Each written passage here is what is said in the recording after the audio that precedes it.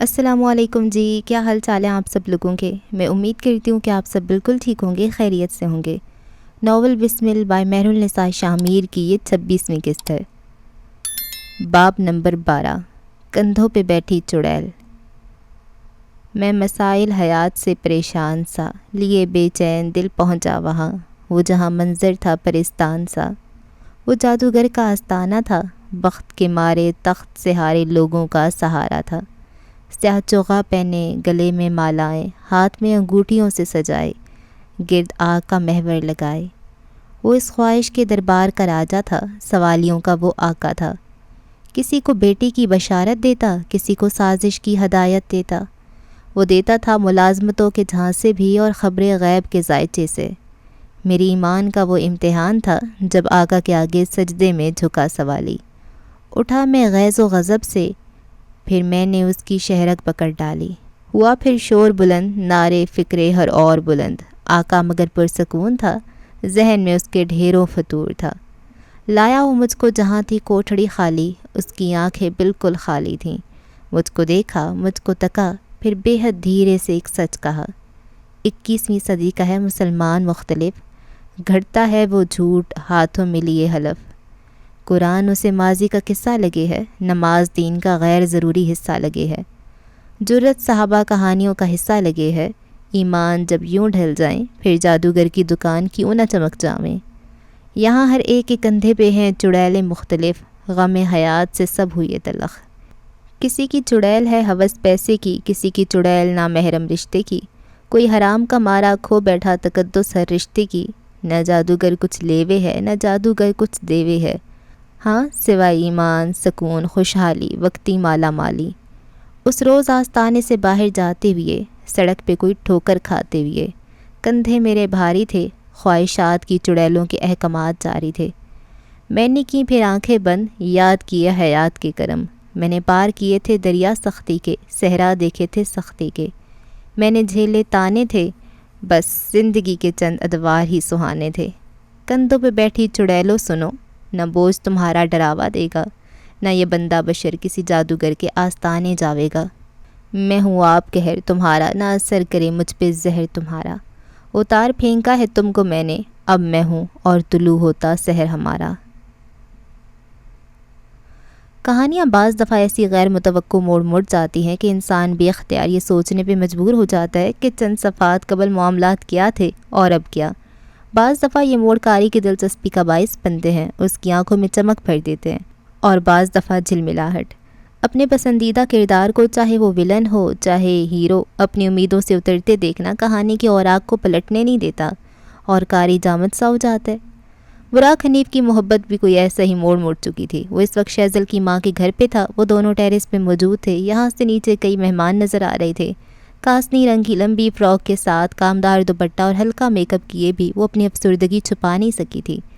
وہ ریلنگ پہ ہاتھ جمائے کھڑی نیچے دیکھ رہی تھی۔ اس گھر سے اس کی اچھی یادیں نہیں جڑی تھیں، اس گھر کے چپے چپے بھی فلیش بیکس تھے، ماضی کی تکلیف تھے، فلیش بیکس جن میں ماں باپ کی طرف سے ملنے والی عدم توجہی تھی، جس میں اس کی بجائے اس کی چھوٹی بہن کو ملنے والی فیورٹزم تھی، پھر ضد اور انا تھی، اس کے باپ کی شیزل کو بورڈنگ بھیجنے کی اور شیزل کی واپس اس گھر میں قدم نہ رکھنے کی۔ کہیں وہ اپنی ماں کی خاموشی پہ چیخ رہی تھی، کہیں وہ اپنے باپ سے نہ ہارنے کی ضد لیے ہوئے تھی۔ وہ دونوں اپنی اپنی ضد میں جیت گئے اور تعلق ہار گیا، پھر پچھتاوے رہ گئے۔ کوئی انہی پچھتاووں کے ساتھ قبر میں چلا گیا اور کوئی اب تک اسی دھرتی پہ تھا۔ سکون دونوں کا مقدر نہیں بن سکا۔ میں یہاں ہوں، تم کسے ڈھونڈ رہی ہو ڈارلنگ؟ اپنے قب سے آتی آواز پہ وہ چونک کر خیالوں سے باہر آئی۔ براق ہاتھ میں کافی کی 2 مگ لیے مسکراتے ہوئے اسی کی طرف آ رہا تھا۔ شیزل نے آج اسے بے حد غور سے دیکھا۔ گہرا سانولا رنگ، پرکشش نکوش، اس کی آنکھیں چمکدار تھیں۔ سیاہ رنگ کے 3 پیس میں ملبوس، مہنگے جوتے، گھڑی، کف لنک سجائے وہ چلتا پھرتا برانڈ لگ رہا تھا۔ شیزل کو پیسے سے محبت تھی، لیکن اس نے کبھی براق سے ان سب چیزوں کی توقع نہیں کی تھی۔ براق سے اسے وفاداری، توجہ اور محبت چاہیے تھی، اور شاید وہ نہیں مل پائی تھی۔ وہ اس کے پاس آ کر کھڑا ہوا، منڈیر پہ مگ رکھ دیے اور رخ اس کی طرف کر لیا۔ آج ہماری شادی کی تاریخ فکس ہوئی ہے اور تم خوش نہیں لگ رہی۔ شیزل نے کوئی جواب نہیں دیا، وہ دوبارہ ریلنگ سے نیچے دیکھ رہی تھی۔ براق کی ماں کی وفات کے بعد اس کے خاندان میں کوئی نہیں تھا۔ چند دن قبل سعودی عرب سے اس کی نانی اور نانا آئے تھے۔ وہ انہیں اور کمبیر محل سے بختیار کو لیے شیزل کی ماں کے گھر آ گیا تھا۔ البتہ تاریخ ان دونوں کی باہمی رضامندی سے ہی طے ہوئی تھی۔ ویسے تم پہلی کرسچن دلہن ہوگی جو اپنی شادی طے ہونے پہ کافی پی رہی ہے، تم لوگوں میں تو بوتل پی جاتی ہوگی۔ وہ مسکراہٹ دبائے ہوئے تھا، مقصد شیزل کو چڑھانا تھا۔ میں ان لوگوں میں سے نہیں رہی۔ وہ تو تم ایک لمبے عرصے سے نہیں رہی، براق برجستگی سے بولا۔ شیزل نے چہرہ پھیر کر اپنے ساتھ کندھے سے کندھا ملا کر کھڑے براق حنیف کو دیکھا۔ تمہیں پتہ تھا؟ ہمارے درمیان فاصلے تھے شیزل، بے خبری نہیں، میں کبھی تم سے لا علم نہیں رہا۔ شاید تم ٹھیک ہو، وہ غائب دماغ تھی۔ ہم ایک دوسرے سے کچھ نہیں چھپاتے شیزل، کیا ہو گیا ہے؟ اسے اب واقعتاً فکر ہوئی تھی۔ شیزل نے خالی خالی آنکھیں اٹھا کر اسے دیکھا، براق کو اس کی آنکھوں میں ویرانی نظر آئی۔ ہم واقعی ایک دوسرے کے حال سے بے خبر نہیں تھے، مگر شروعات تم نے کی ہے، تم اب مجھ سے باتیں چھپاتے ہو۔ میں نے بھلا ایسا کیا کیا ہے؟ وہ حیران ہوا۔ تم اس روز کیس کے ساتھ نہیں تھے، تم نے جھوٹ بولا براق، تم ایک عورت کے ساتھ ریستوران میں تھے۔ براق کی رنگت لمحے کے 1000ویں حصے میں فک ہوئی، دل پہ جیسے گھونسا لگا، مگر اس نے اپنے تاثرات نارمل رکھے۔ میں اسے منع کرنے گیا تھا کہ وہ آئندہ ہمارے درمیان مت آئے۔ جھوٹ ردی تھا، سوچتے سچ کہنے کی ٹھان لی۔ ہر انسان میں برائیاں ہوتی ہیں، تم میں بھی ہوں گی، میری برائی یہی ہے۔ فرق کیا پڑتا ہے یار، میں ہر بار گھوم پھر کر تو تمہارے پاس ہی آتا ہوں نا۔ تم میں کشش ہے جو مجھے ہر دفعہ کھینچ کر لے آتی ہے۔ اور اگر کبھی وہ کشش ختم ہو گئی تو، اگر کبھی تم میرے پاس واپس نہیں آئے تو؟ اس کی آنکھوں سے واضح تھا کہ وہ ہرٹ ہوئی ہے۔ میں تمہارا آپشن نہیں بننا چاہتی، میں پرائیورٹی رہنا چاہتی ہوں، میرے بعد کوئی اور آ سکتا ہے، میرے ساتھ رہتی ہوئی کوئی نہیں براق۔ میں نے زندگی میں کبھی بھی شیئر کرنا نہیں سیکھا۔ براق چند لمحوں کے لیے جیسے کچھ بول ہی نہ سکا۔ شیزل دوبارہ ٹیرس سے نیچے دیکھنے لگی۔ اس کی ایک کزن کے بچے لان میں ایک دوسرے کے آگے پیچھے گھومتے ہوئے کھلکھلا رہے تھے۔ انہیں دیکھتے ہوئے بے اختیار مسکرائی۔ براق نے پہلے اس کا چہرہ دیکھا، پھر اس کی نظروں کے تعاقب میں۔ تمہیں بچے بہت پسند ہیں؟ براق مدھم آواز میں پوچھنے لگا۔ بہت، اور تمہیں؟ مجھے صرف تم پسند ہو، وہ مسکراتے ہوئے بولا۔ شیزل گہری سانس بھر کر رہ گئی۔ We are not done yet, وہ قطعیت سے بولی۔ میں نے اپنی زندگی کے 28 سال اکیلے گزار دیے ہیں، اگلے 28 سال بھی گزار دوں گی، لیکن تم مجھ سے یہ امید مت رکھنا کہ میں اپنے مورالز پہ کوئی سمجھوتا کروں گی۔ یہ آخری بار تھا، تم دوبارہ مجھ سے جھوٹ نہیں بولو گے۔ اس نے ایک لمحے کا توقف دیا۔ یہ آخری بار تھا، میں دوبارہ تمہیں موقع نہیں دوں گی۔ ایک ایک لفظ توڑ کر ادا کیا۔ براق نے پہلو میں گرا اس کا ہاتھ اپنے ہاتھ میں لیا، وہ بے حد سنجیدہ نظر آ رہا تھا۔ آئی ایم سوری، یہ واقعی آخری بار تھا، میں دوبارہ تم سے جھوٹ نہیں بولوں گا، میں دوبارہ اس طرح کی کوئی حرکت نہیں کروں گا۔ تمہارے حق میں یہی اچھا ہوگا، بے نیازی سے کہہ کر اس نے ہاتھ چھڑوایا۔ میرے حق میں کیا مطلب؟ تم محبت نہیں کرتی مجھ سے؟ اب کہ وہ خفا ہوا۔ کرتی ہوں، لیکن میں محبت کو اس کی اوقات میں رکھنا جانتی ہوں۔ پھر روتے رہو گے تم اور میں کسی اچھے آدمی سے شادی کر لوں گی۔ تم میرے علاوہ کسی کی نہیں ہو سکتی، وہ عجیب انداز میں بولا۔ کیوں، کوئی پابندی ہے؟ شیزل دو بدو بولی۔ براق خاموش ہو گیا، کہا کچھ نہیں، بس آسمان کی طرف دیکھنے لگا۔ اگلے کئی لمحے وہ کچھ نہ بولا تو شیزل نے گہری سانس لی۔ بچوں کی طرح منہ بنا کر کھڑا ہو جاتا تھا۔ تم کافی اچھی بناتے ہو، اس نے کافی کا مگ لبوں سے لگاتے ہوئے کہا۔ میں ساری زندگی صرف تمہارے ہاتھ کی کافی پینا چاہوں گی۔ یہ کافی میں نے نہیں بنائی، وہ سلگ کر بولا۔ اس لیے تو اتنی بری بنی ہے۔ تم فلرٹ کرنے میں بہت بری ہو، کوشش مت کیا کرو۔ اس کا موڈ آہستہ آہستہ بحال ہو رہا تھا۔ شیزل مسکرائی۔ تم سے سیکھ لوں گی، تم سکھاؤ گے نا؟ اب کہ براق ہنس پڑا۔ وہ اس سے زیادہ دیر ناراض نہیں رہ سکتا تھا، یہی حال شیزل کا تھا۔ وہ توجیہ پیش کرتا تھا اور وہ ہتھیار ڈال دیتی تھی۔ محبت بعض دفعہ انسان کو بے حد مجبور کر دیتی ہے، وہ مانتی یا نہیں، لیکن وہ براق کے آگے مجبور ہو جاتی تھی۔ تھوڑی دیر بعد وہ اب براق سے نارمل انداز میں بات کر رہی تھی۔ وہ ساری بات بتا رہا تھا، وہ بار بار اسے سوری بھی کہہ رہا تھا، یقین دہانی کروا رہا تھا کہ یہ آخری بار تھا۔ وہ سنتی رہی، سر ہلاتی رہی۔ یقین اسے باتوں پہ نہیں، عمل پہ آیا کرتا تھا۔ گوادر حبس زدہ نم ہواؤں کو خیر آباد کہہ چکا تھا۔ اکتوبر ٹھنڈی ہواؤں کو اپنے دیس آنے کا سندیسہ دے آیا، جسے مروتاً نہ ٹھکراتی ہوئی ہواؤں نے سمندر کے اس شہر کا رخ کیا اور چند دن کے لیے اسی شہر کی پہاڑیوں پہ قیام کا اعلان سنایا۔ وہ آئینے کے سامنے کھڑی اپنے چہرے کو غور سے دیکھ رہی تھی۔ پورے 15 دن اس نے کاہلی اور سستی کے باوجود اپنے چہرے کا، جسم اور بالوں کا بہت اچھے سے خیال رکھا تھا۔ وہ دانے جو اسے 14-15 سال کی عمر میں نکلے تھے اور اپنا نشان چھوڑتے چلے گئے تھے، ایک مسلسل خیال اور توجہ سے 3 سے 4 داغ مدھم پڑنے لگے تھے۔ اس کے رخسار ہلکے ہلکے چمک رہے تھے، یوں جیسے گلوس آیا ہو۔ کونچ حاکم کو خود پہ پیار آیا۔ ایسا آج تک نہیں ہوا تھا کہ وہ خود کو آئینے میں دیکھ کر ٹھہر جائے یا اس کی آنکھوں میں ستائش ابھرے۔ یہ اس لیے تھا کیونکہ وہ خود سے نظریں چرا رہی تھی۔ اس نے اپنے بال کندھے پہ آگے ڈالے۔ وہ ویسے ہی تھے، خشک کھردرے، مگر سر کی خشکی کم ہونے لگی تھی۔ آہستہ آہستہ اس کے ظاہری حلیے میں باقاعدہ فرق نظر بھی آنے لگا تھا۔ وہ خوش تھی، خوبصورتی گورا رنگ نہیں تھی، یہ اسے یقین آنے لگا تھا۔ ایک لمبے عرصے بعد گونج حاکم خود سے خوش تھی۔ بیڈ کی طرف آتی ہوئی اس نے وقت دیکھا، دوپہر کے 3 بجنے والے تھے۔ آج پورے 15 دن بعد اس کا ایک اور سیشن تھا۔ وہ پہلے سے زیادہ پرجوش تھی۔ تقریباً آدھے گھنٹے بعد وہ لیپ ٹاپ گود میں رکھی ہوئی تھی، کانوں میں ہینڈ فری لگا رکھے تھے۔ اماں عروج کو لے کر ڈاکٹر کے پاس گئی تھیں، سو وہ بے فکری سے بات کر رہی تھی۔ تمہیں پتہ ہے کونج، نہ کہنا بھی ایک آرٹ ہوتا ہے؟ کونج کے سوال ہم نہ کیوں نہیں کہہ پاتے کا جواب وہ بڑی سنجیدگی سے دے رہا تھا۔ کچھ لوگ پروٹیکٹیو ہوتے ہیں، وہ ہر شے کو انسان کو فوراً نہ بول دیتے ہیں، نئے تعلقات کو، نئے مواقع، نئی زندگی۔ وہ جو ہیں، جہاں ہیں اور جیسے ہیں خوش رہنا چاہتے ہیں، کیونکہ انہیں لگتا ہے کہ نیاپن انہیں اکیلا کر دے گا۔ ایسے لوگ زیادہ تر اداس اور افسردہ رہتے ہیں۔ اس نے سانس لینے کا وقفہ لیا۔ گونج ہمتاً گوش اسے سن رہی تھی۔ دوسرے ہوتے ہیں خود غرض، جن کا دماغ انہیں ہر اچھے کام سے روکتا رہتا ہے۔ کسی کی مدد کرنی ہے، صاف نہ۔ کوئی آپ سے کچھ مانگ رہا ہے، بالکل نہ۔ انسان رحم دل نہ ہو تو پھر جانوروں کی صف میں بھرتی ہو جائے۔ ایسے لوگوں کے ساتھ زندگی زیادہ اچھی نہیں رہی ہوتی، یا تو وہ استعمال ہوئے ہوتے ہیں یا پھر اگنور، اور یوں وہ بات لوگوں کو نہ بول کر ان کا دل توڑ کر خود کو خوش کرتے ہیں۔ ایسے لوگ گھاٹے میں ہوتے ہیں۔ تیسری قسم ہے ان لوگوں کی جو پیپل پلیزر ہیں یا پھر پیس میکرز۔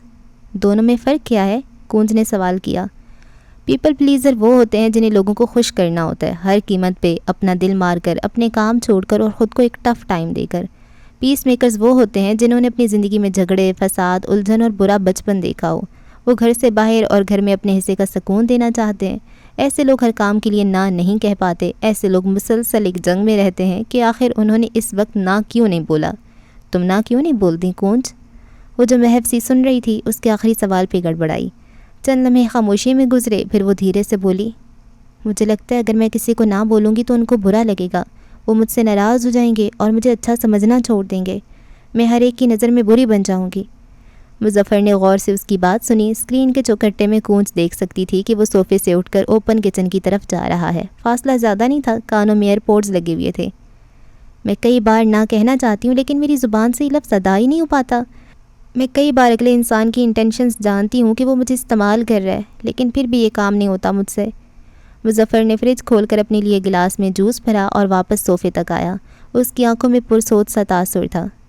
کیا وہ لوگ تمہیں کچھ دے سکتے ہیں کونج؟ وہ تمہیں کھانا نہیں کھلا سکتے، وہ تمہیں پانی نہیں پلا سکتے، تمہیں کپڑے، جوتے، پیسے، تعلیم کچھ نہیں دے سکتے۔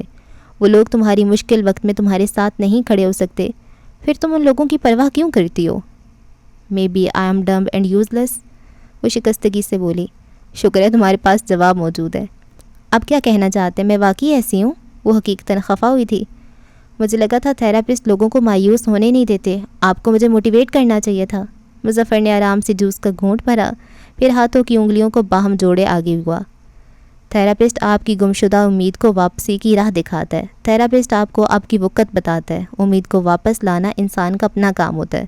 موٹیویٹ انسان کسی دوسرے انسان کی وجہ سے نہیں ہوتا۔ جب اس کے سامنے اپنی وقت اور اپنا گول واضح ہو جاتا ہے تب وہ خود ہی موٹیویٹ ہو جاتا ہے۔ تھراپسٹ کے بارے میں لوگوں نے کئی سارے متس قائم کر رکھے ہیں، آہستہ آہستہ ختم ہو جائیں گے۔ وہ آخر میں ہلکا سا مسکرایا تھا۔ کونج خفت کے مارے مسکرا بھی نہ سکی۔ لوگ دوسرے لوگوں کی پرواہ اس لیے کرتے ہیں کیونکہ وہ ڈرتے ہیں، لوگوں کی ناراضگی سے، ان کے دور جانے سے، یا پھر ان کی نظروں میں اپنے لیے خفگی یا حقارت سے۔ یہ ڈر کیوں ہوتا ہے جانتی ہو؟ جن لوگوں نے اپنے گھر میں اچھا ماحول نہ دیکھا ہو وہ پیس میکرز بن جاتے ہیں۔ اپنے گھر میں بڑے بہن بھائی یا کزنز کا برا رویہ برداشت کرتے جاتے ہیں تاکہ ان کی ایک امیج بنی رہے۔ اسکول، کالج، دوستوں کی محفل میں وہ چاہے استعمال ہو رہے ہوں، چاہے نظر انداز ہو رہے ہوں، وہ شکایت نہیں کرتے۔ ایسے بچے اپنے گرد دائرہ نہیں کھینچ پاتے کیونکہ ان کو لگتا ہے ان کی وجہ سے اس تعلق میں اس جگہ بگاڑ پیدا ہوگا۔ یوں اس طرح وہ سہتے چلے جاتے ہیں۔ ان کے اندر حوصلے اور اعتماد کی جو کمی ہوتی ہے وہ وقت کے ساتھ کم ہونے کی بجائے مزید بڑھ جاتی ہے، کیونکہ حوصلہ تو اپنے لیے بولنے سے آتا ہے۔ اعتماد تو تب بڑھتا ہے جب آپ نے کوئی فیصلہ کیا ہو اور وہ آپ کے حق میں درست ثابت ہوا ہو۔ مظفر نے سانس لینے کا وقفہ لیا۔ یہ زیادہ تر ان بچوں کے ساتھ ہوتا ہے جنہوں نے گھر کا برا ماحول دیکھا ہوتا ہے یا پھر مقابلہ بازی۔ والدین بعض دفعہ بچوں کے ساتھ انجانے میں بڑی ہی زیادتی کر جاتے ہیں۔ مقابلے بازی بچوں کی شخصیت کو دیمک کی طرح چاٹ دیتی ہے۔ اب آتے ہیں تمہارے سوال کی طرف کہ لوگ نہ کیوں نہیں بولتے۔ اس کی ایک وجہ ہے برا بچپن، برا تجربہ۔ برا تجربہ وہ ہوتا ہے جس میں ہم جوانی کے ادوار میں پھنس جاتے ہیں، یعنی کوئی غلط تعلق، کوئی بری دوستی، یا پھر جاب کے دوران ہوا کوئی غیر معمولی مسئلہ۔ ان میں سے کوئی بھی شے ہمیں بہت بری طرح ہٹ کرتی ہے، اور تب انسان دو طرح کے رد عمل دیتا ہے۔ پہلا پیپل پلیزنگ، دوسرا سخت مزاج ہو جانا۔ کونج کو بے اختیار زینیہ یاد آ گئی۔ وہ تو ہر کسی کو ٹکا سے جواب دے دیتی تھی، گو کہ دل ہی دل میں کونج کو یہ غلط لگتا تھا، لیکن دور کہیں وہ ایسی بننا چاہتی تھی کیونکہ لوگ اسے استعمال نہیں کر سکتے تھے۔ پیپل پلیزر ساری دنیا کو نظر آ جاتے ہیں، مگر سخت مزاج اور ٹھنڈے دل والے لوگ وہ تنہا لوگ ہوتے ہیں جو کسی ایسی بھیڑ کا حصہ معلوم ہوتے ہیں جس میں ہم گھس نہیں سکتے۔ دنیا نے ان لوگوں کو اسٹریٹ فارورڈز کا نام دے رکھا ہے، لیکن دنیا نہیں جانتی کہ وہ ایک بسمل کو اس کے زخموں کی جسٹیفیکیشن کے ساتھ قبول کر رہی ہے۔ نہ وہاں کہنا چاہیے جہاں سامنے سے آپ کا کوئی حرج ہو رہا ہو، یا آپ کے پاس وقت نہ ہو، یا پھر اگلا انسان آپ کو استعمال کر رہا ہو، وہاں نہ انا ہے۔ میری بہن کہتی ہے کہ اگر اس دنیا میں رہنا تو آپ کی زبان تیز ہونی چاہیے، آپ کو شرم لحاظ بلائے طاق رکھتے ہوئے لوگوں کی امیدوں اور ان کا سہارا بننا ختم کر دینا چاہیے۔ مظفر جوس کا آخری گھونٹ لیتے ہوئے مسکرایا تھا۔ تمہاری بہن بہت انٹرسٹنگ معلوم ہوتی ہے، اس سے کہو مجھ سے ملے، بغیر پیسوں کی تھراپی دوں گا۔ کون جھیم گئی۔ وہ آپ کی تھراپی کر دے گی، حالانکہ اسے ضرورت ہے۔ وہ ہلکا سا ہنسا۔ خیر تم جانتی ہو اس دنیا کے سب سے عظیم آدمی تھے حضرت محمد صلی اللہ علیہ وآلہ وسلم۔ ایک بوڑھی عورت نے ان سے اپنے سامان کا بوجھ اٹھانے کو کہا۔ اب وہ تو ایک عظیم شخصیت ہے، اللہ نے ان پہ وحی بھیجی ہے، دنیا جہان کی عزت اور کامیابیوں کے لیے وہ سلیکٹڈ تھے، پھر کیا ضرورت تھی ان کو یہ سب کرنے کی؟ لیکن انہوں نے کیا۔ اپنے چچا کا کلیجہ چبانے والی عورت سے کہہ دیا کہ اسلام کے دائرے میں آ جاؤ اور امن ہی امن۔ ہم ریلیجس وے میں کیوں جا رہے ہیں؟ کونج نے اسے ٹوکا۔ آپ کوئی اور مثال نہیں دے سکتے؟ یہ دنیا چاہے سکھ ہو، مسلم ہو، عیسائی ہو، ہر کوئی مانتا ہے محمد صلی اللہ علیہ وآلہ وسلم ایک سچے اور نوبل انسان تھے۔ میں نے اس لیے ان کی بات نہیں کی کیونکہ میں مسلمان ہوں، اس لیے کیونکہ میرا علم زیادہ ہے اور میں نے آج تک ان کے جیسی شخصیت نہیں پائی۔ ہمبلنس ایک عظیم جذبہ ہے اور یہ دنیا سے ناپید ہوتا جا رہا ہے کیونکہ لوگ مضبوط بن رہے ہیں۔ فارگیونیس لازوال ہے، لیکن اس وقت وہ کہیں کہیں موجود ہے کیونکہ لوگ موو آن کرنا سیکھ رہے ہیں۔ الفاظ کی گہرائی میں جائے بغیر ہم ایک اندھے بیل کی طرح بھاگ رہے ہیں۔ گوگل، انسٹاگرام، فیس بک، جہاں سے جو بھاری انگریزی کا لفظ ملا اٹھایا اور اسے اپنے سرکل میں کہیں نہ کہیں فٹ کر دیا۔ اسٹریٹ فارورڈنس ایک مہربان اور لاجیکل لفظ ہے، لیکن اسے ہم نے بدتمیزی سے جوڑ لیا ہے، ہم نے لفظوں کے ساتھ بہت ظلم کیا ہے۔ میرے سوال کا جواب کہاں ہے؟ کونج نے پھر سے پوچھا۔ انہی الفاظ کے پیچھے۔ اگر تم ان کے درست طریقے سے سمجھ جاؤ تو تمہیں پتہ چل جائے گا نا اور انا میں کیا فرق ہے۔ اگر تم سمجھ جاؤ کہ نبی کریم نے بھی اچھا بچپن نہیں دیکھا، ماں باپ کا سایہ سر پہ نہیں تھا، جوانی میں دین اور رشتہ داروں کی سختیاں سہیں، لیکن پھر بھی وہ سخت دل نہیں ہوئے، پھر بھی انہوں نے معاف کرنا نہیں چھوڑا، پھر بھی انہوں نے لوگوں کو خود کو استعمال کرنے نہیں دیا۔ وہ بول رہا تھا اور گونج دم ساتھ گئی۔ وہ لفظوں کی بنت سے اس کے دماغ سے کیسے کیسے کھیل کھیل گیا تھا۔ دنیا کے رولز اینڈ ریگولیشنز آج نہیں بنے تھے، یہ 1400 سال پہلے بنے تھے، جب سائنس موجودہ وقت میں آہستہ آہستہ ان حقائق کو تسلیم کر رہی ہے جو اسلام نے بہت پہلے سمجھا دیے تھے، تو وہ ان حقائق کو بھی مانے گی کہ نا اور انا میں کیا فرق ہے۔ ایک ٹھنڈا دل ردی ہے اور لوگوں کے ساتھ رحم دلی کا معاملہ نہ رکھنا آپ کو انسان نہیں بناتا۔ وہ کہتے کہتے رکا، کونج کے دھواں دھواں ہوتے چہرے کو دیکھا۔ کسی شادی بیاہ کی تقریب میں اپنے کزنز کے ساتھ کام کروانا اچھی بات ہے، اپنے چچا، تایا، ماما کی ہلکی پھلکی ڈانٹ کھانا برا نہیں ہے، بڑوں کو کئی بار ان کے کیے پہ معاف کرنا درست ہے، ہر بات پہ پھاڑ کھانے کو دوڑنا آپ کو مضبوط نہیں بناتا، مدد کے لیے آنے والے کو خالی ہاتھ لوٹانا آپ کو عظیم نہیں بناتا، بیچ محفل میں کسی کے رنگ، قد، چہرے یا پھر ریلیشن شپ پہ تبصرہ کرنا آپ کو اسٹریٹ فارورڈ نہیں بناتا۔ ہر بات کہنے کا ایک ڈھنگ ہوتا ہے، انسان کو وہ ڈھنگ سیکھنا چاہیے۔ کسی کو نصیحت کرتے ہوئے تصحیح اور تذلیل کا مطلب سمجھنا چاہیے، یہ ہے انسان کی گروتھ، سیکھنے کا عمل۔ نہ کہنے میں دقت پیش آ رہی ہو تو کیا کریں؟ مظفر نے کچھ کہنے کو لب وا کیے، مگر وہ اس سے پہلے بول پڑی۔ میں فی الحال نہیں ہوں نا، کچھ ٹپس شیئر کر دیں؟ معصومیت بھری ڈٹھائی۔ دیکھو جب بھی کوئی تم سے کچھ کام کہے تو اس سے ایک بار پھر پوچھو، کیا تمہارے نوٹس بنا دوں؟ تمہیں میرا ڈریس چاہیے؟ کون سا؟ پرپل والا؟ میری بکس چاہیے؟ اس طرح تم ٹائم لوگی، اور انسان کا ذہن فاسٹسٹ ٹائم مشین ہے، تم اپنے ذہن میں فوراً جمع تفریق کر سکتی ہو، اس کا کام کرتے وقت تمہیں کوئی تکلیف تو نہیں ہوگی، اور اگر نہیں ہے تو دنیا میں اپنا حصہ ڈالتے رہنا چاہیے۔ اس کا تعلق کسی دین دھرم سے نہیں ہے، یہ انسان ہونے کی نشانیاں ہیں۔ ایک بات یاد رکھنا کونج، تم یا کوئی بھی انسان کسی دوسرے انسان جیسا نہیں بن سکتا۔ لوگوں کی اچھائیوں سے امپریس ہونا ٹھیک ہے اور خود پہ وہ اصول لاگو کرنا بھی ٹھیک، لیکن ہر کام کو کرنے پہ ہر انسان کا اپنا ایک طریقہ ہوتا ہے۔ تم لوگوں کو زینیہ حاکم کی طرح ڈیل نہیں کر سکتی۔ آپ کو میری بہن کا نام بھی یاد ہو گیا ہے؟ وہ ہنس پڑی۔ مظفر نے کندھے چوڑے کیے۔ میری مستقبل کی کلائنٹ ہے، وہ نام کیسے نہ یاد رکھوں؟ خیر فی الحال یہ سنو، ہر انسان نے اپنے طریقے سے گرو کرنا ہوتا ہے۔ کچھ لوگ خوش قسمت ہوتے ہیں کہ انہیں درست سمت دکھانے والے لوگ مل جاتے ہیں، جیسے تمہیں میں ملا ہوں۔ کونز نے مسکراہٹ دبائی۔ یہاں ایک کامیاب انسان بننے کے لیے ایک لمبی سٹرگل کرنی ہوتی ہے، ایک لمبا پروسیس۔ اس میں انسان کو اپنا مینٹور اور انسپریشن نہیں ماننا چاہیے۔ جس انسان کو درست بات کہنی نہ آئے، نرمی، محبت اور سلیقہ نہ ہو، وہ انسان نہیں ہے، وہ کامیاب اور پرسکون نہیں ہو سکتا۔ اب تم اپنے بارے میں سوچو، خود پہ، اپنے پیٹرنز پہ غور کرو۔ تم بری ہوئے بغیر بھی اچھی بن سکتی ہو۔ کیسے؟ یہ تمہیں سیکھنا ہوگا۔ وہ کون سے اور بھی بہت کچھ کہہ رہا تھا۔ ہم اپنے حصے کا علم سمیٹ چکے، اب کہانی کے کچھ اور بکھیڑے سمیٹ لیتے ہیں۔ عبداللہ زمان کی حویلی میں گہرے سکوت کا راج تھا، ایسا سکوت جو ہڈیوں میں سرایت کرتی ہوئی زینیہ حاکم سے اس کی قوت گواہی سلب کر چکا تھا۔ وہ ٹکر ٹکر اس انسان کا چہرہ دیکھ رہی تھی جس کے ساتھ اس نے 1 سال گزارا تھا، جس سے پہلی ملاقات میں وہ اس سے خوف کھا کر آئی تھی، دوسری ملاقات میں وہ اس کا مسیحا بنا تھا، تیسری ملاقات میں وہ اس کے مصائب اپنے سر لے گیا تھا، اور پھر رفتہ رفتہ وہ اس کی زندگی میں شامل ہو گیا تھا۔ اس کے بعد یادوں کا ایک ریلا بہہ آیا۔ وہ اس کا ہمدرد بھی تھا، وہ اسے تکلیف بھی دیتا تھا، پھر معافی بھی مانگ لیتا تھا۔ وہ اس کے ساتھ کمفرٹیبل بھی ہو جاتی تھی اور انکمفرٹیبل بھی۔ وہ جیسا بھی تھا، جو بھی تھا، ایک تعلق تھا اس کے ساتھ جو انمٹ تھا، ایک احساس تھا شناسائی کا جو اس کے ساتھ نتھی ہو گیا تھا، ایک تعلق تھا جس کا کوئی نام نہیں تھا، مگر وہ اس سیاہ آنکھوں والے شخص کے ساتھ استوار ہو گیا تھا۔ مگر آج وہ قیس کبیر، وہ محافظ، وہ سیاد بدل گیا تھا۔ مسیحائی کا چوغا اتارے اس نے اپنا اصل دکھا دیا تھا۔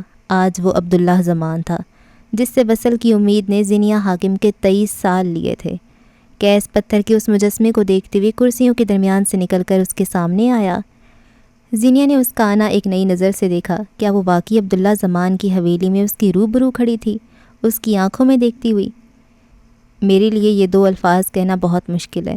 وہ اس کے عین سامنے کھڑا تھا، کھڑکیوں سے چھن کر آتی نارنجی روشنی اس کے داہنی رخ پہ پڑتی تھی، لیکن وہ رکا، اناؤں پہ پیر رکھا، ضد کو اس لڑکی کے قدموں میں ڈھیر کیا۔ I am sorry Zainia, I am really sorry. Qais Kabir اسے وہ لفظ کہہ رہا تھا جسے سننے کی آس زینیہ کو کئی برسوں سے تھی، لیکن اسے یہ امید عبداللہ زمان سے تھی۔ وہ غلط شخص پہ غلط جگہ صحیح الفاظ سن رہی تھی۔ میں ایک نارمل انسان نہیں ہوں، میرا ہر عمل ایکسٹریم ہے، لیکن اس کا یہ مطلب نہیں ہے کہ تم میرے لیے غیر اہم ہو۔ میں تمہیں فار گرانٹیڈ لیتا ہوں۔ اس کے لفظوں میں صدق تھا، لیکن کیوں تھا؟ وہ زینیہ حاکم اپنی پرسنل ایڈوائزر سے ایسی بات کیوں کر رہا تھا؟ زینیہ یہ نہیں پوچھ سکی۔ وہ عبداللہ تھا، کیا واقعی؟ کیا یہ کوئی برا خواب نہیں ہو سکتا تھا؟ اسے اب نہیں آنا تھا۔ کاش یہ کوئی کہانی ہوتی اور شہزادہ وقت پہ آ جاتا۔ اس دن جو کچھ بھی میں نے کیا وہ غلط تھا۔ میں تم سے اس طرح بات کرنے کا کوئی حق نہیں رکھتا تھا۔ حق رکھتے ہوئے بھی مجھے وہ سب نہیں کرنا چاہیے تھا۔ زینیہ، تم سن رہی ہو؟ مسلسل متوش نظروں سے اسے خود کو دیکھتا پا کر قیس نے دھیرے سے اس کی کوہنی کو چھوا۔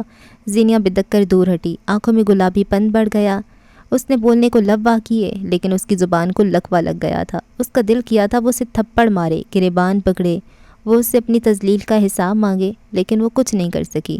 وہ بس شاکڈ رہی۔ میں نے آج تک اس کمرے میں، اس گھر میں کسی کو رسائی نہیں دی۔ میری ذات کے بارے میں آج تک کوئی نہیں جان پایا۔ وہ آج اس کی کسی بات کا برا منائے بغیر بس بولنا چاہتا تھا۔ وہ سب تعویلیں جو اس نے گھڑ رکھی تھیں، وہ تمام معذرتی الفاظ جو اس کی پسندیدہ عورت کا دل اس کی طرف سے صاف کر سکیں۔ میری شخصیت کے کچھ تاریک پہلو ہیں زینیہ، اور ان کے زیر اثر وہ قیس نہیں رہتا میں جس سے تم قیصہ میں ملتی ہو۔ میں وہ عبداللہ زمان بن جاتا ہوں جو ایک وقت میں گاڑی میں بند رہا تھا، جس کے سامنے اس کے چچا اور باپ کو قتل کیا گیا۔ میں وہ وقت نہیں بھول سکا۔ وہ اسے کہنا چاہتی تھی کہ جن کے قتل ہوئے وہ دونوں مرد اس کے ماموں بھی تھے۔ تکلیف تو یکساں تھی، مگر کچھ باتیں زبان نہیں دل کہتا ہے۔ سنہری آنکھوں والی لڑکی کا دل اس وقت چھل تھا۔ میں یوں کسی پہ اپنے الفاظ ضائع نہیں کرتا، لیکن میں چاہتا ہوں تم مجھے سمجھو۔ میرا غصہ میں کم کرنے کی کوشش کروں گا۔ ہم نے ایک لمبا سفر طے کرنا ہے۔ میں چاہتا ہوں تم میرے حوالے سے مطمئن رہو۔ میں برا ہوں، بہت برا، لیکن میں تمہارے لیے اچھا بن سکتا ہوں۔ وہ خاموش ہو کر اب زینیہ کو تکنے لگا، جو اب تک چپ چاپ اسے دیکھ رہی تھی۔ پنہو ایک لمبے ہجر کے بعد سسی کے سامنے آ کھڑا ہوا تھا، اور کہانی نے کہیں یہ نہیں بتایا تھا کہ پنہو واپس آ جائے تو سسی کیا کرے۔ وہ اب بھی بس اسے دیکھ رہی تھی۔ کچھ بولو زینیہ، کچھ تو بولو تم۔ اس کے اگلے الفاظ اس کے حلق میں رہ گئے۔ یکدم حویلی کے اندر ایسی چیخ و پکار اٹھی کہ الامان۔ قیس اسے کھڑے ہوئے چھوڑ تیزی سے کھڑکی کی جانب بڑھا۔ یہاں سے حویلی کا داخلی دروازہ اور سامنے والی سڑک نظر آتی تھی۔ چیخ و پکار بڑھتی ہی جا رہی تھی، مگر قیس گمبھیر جیسے دیوار کے ساتھ کھڑے کھڑے ساکن ہو گیا۔ اس کے پیروں سے زمین نکل گئی تھی۔ قطار میں کھڑی ساتھ کی ساتھ گاڑیوں سے آگ کے نارنجی شعلے اٹھ رہے تھے۔ گاڑی سے سامان نکالتے اس کے ملازمین میں سے کسی ایک کے کپڑے کو آگ نے پکڑ لیا تھا اور وہ بری طرح پھڑپھڑا رہا تھا۔ مناظر بدل گئے، اس کے سامنے لاشیں آئیں، بے بسی اور خاندان کی موت آئی۔ وہ ایک بار پھر حال سے منقطع ہونے لگا۔ اس کے ہاتھ، پیر، جسم سب مفلوج تھا۔ آنکھیں ایک نقطے پہ ساکت۔ ٹراما آگ کے اس دھوئیں میں دبے پاؤں داخل ہوا اور قیس گمبھیر کے ارد گرد سخت محاصرہ کر لیا۔ وہ اپنی جگہ سے ہل بھی نہیں پایا۔ اسی لمحے اس کے عقب میں کھڑی زینیہ حاکم کے جسم میں ہلکی سی جنبش ہوئی۔ وہ جس کا بولنا اس کے ارد گرد زنجیریں باندھ چکا تھا، وہ اس کے دور جاتے ہی ٹوٹ کر فرش نشین ہوئی۔ چیخ و پکار اور آہوں کے راہوں پہ وہ آگے بڑھائی۔ کھڑکی سے کھڑے ہو کر جو منظر اس کی آنکھوں نے دیکھا، وہ بھی اختیار منہ پہ ہاتھ رکھے ہوئے 2 قدم پیچھے ہوئی۔ جنگ چھڑ چکی تھی اور یہ تو ہونا تھا۔ کروڑوں کی مالیت کی وہ گاڑیاں جل رہی تھیں۔ اسے ان گاڑیوں کے جلنے سے فرق نہیں پڑتا تھا۔ اسے الہام ہو چکا تھا انہیں جلانے والا اس کا خاندان ہے، اور اس کا یہ الہام یقین میں بدل گیا جب اس نے مرے مرے قدم دوبارہ آگے بڑھائے اور کھڑکی کی جالیوں سے باہر دیکھا۔ اس کے چچاؤں کے داماد نواب خاندان میں ایک واحد اولاد نرینہ حاکم نواب کا بشر تھا۔ باقی تمام بھائیوں نے اپنے دامادوں کو ہی اپنا بیٹا مان لیا تھا۔ بندوقیں اٹھائے فضاؤں میں تڑ تڑ فائر کر رہے تھے۔ فائر کی آواز سن کر حویلی کے احاطے میں بھگدڑ مچ گئی۔ چیخ و پکار، گولیوں کی آوازیں، آگ، شور۔ قیسم کے ملازمین یہاں سے وہاں بھاگ رہے تھے۔ خوف و ہراس کا یہ عالم تھا کہ لوگ رو رہے تھے۔ وہ اسلام آباد، لاہور، کراچی سے آنے والے مختلف لوگ تھے۔ گاؤں کی ایسی دشمنیاں ان کی جان ہوا کیے دیتی تھیں۔ ڈرائیور کا جلتا ہوا بدن زینیہ حاکم کے رونگٹے کھڑے کرنے کے لیے کافی تھا۔ کون قیس؟ کون عبداللہ زمان؟ اس وقت اگر اسے کچھ یاد تھا تو ایک انسان کی جان بچانا۔ اگر کچھ یاد تھا تو قیسم کے کئی ملازمین کو ان فائر سے بچانا جو اس وقت باہر فضا میں ہو رہے تھے، اور ملازمین داخلی دروازہ کھولنے کی تگ و دو میں تھے۔ کچھ معلوم تھا تو یہ کہ باہر جو لوگ تھے وہ اس کا خاندان تھے۔ قیس، اس نے ساکت ہوئے آدمی کا بازو ہلایا۔ وہ مر جائے گا، کچھ کرو پلیز، اپنے لوگ بلواؤ۔ اس کے حلق سے کچھ الفاظ آزاد ہوئے۔